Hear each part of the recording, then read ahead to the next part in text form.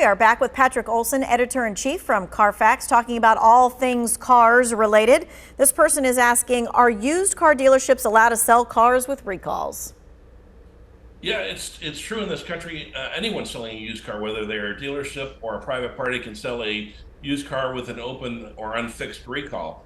What shoppers should do is take a look at the vehicle history report. If you go to Carfax.com, our used car listing, every one of them comes with a free vehicle history report, and we will detail whether there is a unfixed recall or not right on that report. But it's crucial to get that history. Then the next step is take it to a mechanic you trust. They can put it up on a lift. They can see things that you can't see. And frankly, they can understand some of the wear and tear that they're seeing that us, lay consumers are not going to understand. And you had your own experience with that when you bought a used car. I did. My wife and I bought a used car and we took it to our mechanic. And he found about $600 worth of work that it needed. So I went back to the dealership and I said, if you do this work, I'll pay your price. They did it. We happily paid the price, and we loved having that car. All right, and there's a lot of people who say, well, $100 for someone to check out the car, that just seems like money that I don't want to spend.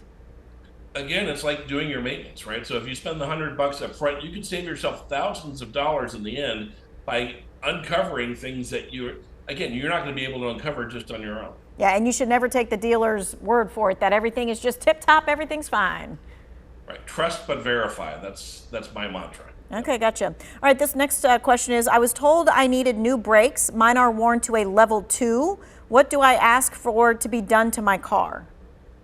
So I'm not familiar with a level 2, but I know that when I see my mechanic, they will tell me I'm at 8 millimeters or 6 millimeters, and generally below 6 millimeters, it's time to think about replacing your brake pads. You should also have your mechanic look at your brake rotors. They wear also, but they wear more slowly than the brake pads. But I would definitely ask them that. But if it's worn to any level, I would take it and say, is it time now or is it going to be time soon? And they followed up with, and how much should this cost on my car? They have a 2014 Kia. So I'd do a Google search. There are plenty of sites, Carfax included, where we can tell you estimates based on your zip code for how much you're going to pay. But I would say for any car these days, it's going to be a few $100s to replace all four. If you have a front-wheel drive car, you may only need to replace the front brakes because they're going to wear and tear faster than the rear brakes in a front-wheel drive car. All right, the next question says, when you buy a used car from a reputable dealer, they usually offer you a warranty. Is it better to spend the extra money and get the platinum warranty, or does it depend on the type of car or the year of the car? It really depends on you and what your appetite is for that. So I will tell you, I have bought extended warranties for cars that I've owned. I've typically paid around $1,500 to $1,700 for them. The newer the car that it is, in other words, I typically buy 3 to 5 year old cars.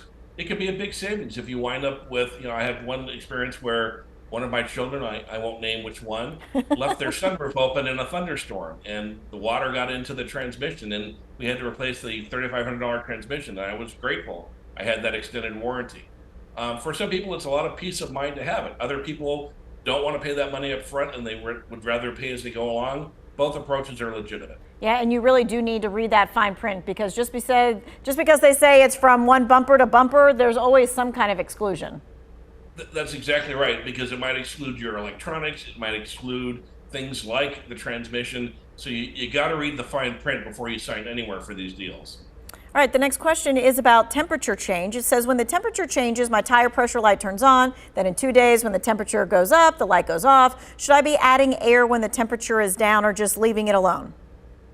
So to answer the question, add air. And you want to take a look at your door jamb on the driver's side, and it will tell you what the optimal tire pressure is. You want to do this early in the day when you've first driven the car to a nearby gas station, because you don't want the tires too warm. You're going to get a faulty reading on it. But the reality is if you wait for the tire pressure monitoring service, that's the TPMS that lights up on your dash, if you wait for that, you've waited too long. That means you've been driving on low air.